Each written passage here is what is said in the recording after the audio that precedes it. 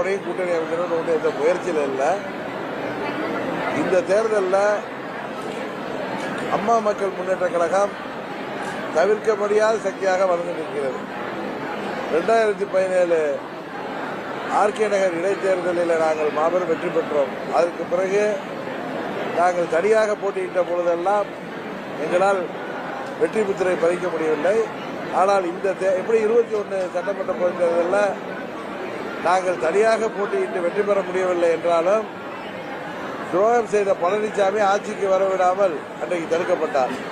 ஆனால் இந்த தேர்தலில் துரோகத்தை முழுவதுமாக வீழ்த்துவதோடு மட்டுமல்லாமல் இனி வருங்காலத்தில் தமிழ்நாடு மாத்திரமல்ல இந்திய அரசியலில் துரோகத்தை முதலீடாக கொண்டு யாரும் அரசியல் செய்ய முடியாது என்கிற உணர்த்துகின்ற விதமாக இந்த தேர்தலில் அம்மா மக்கள் முன்னேற்ற கழகம் அமைக்கின்ற கூட்டணி துரோகத்தை வீழ்த்தும்.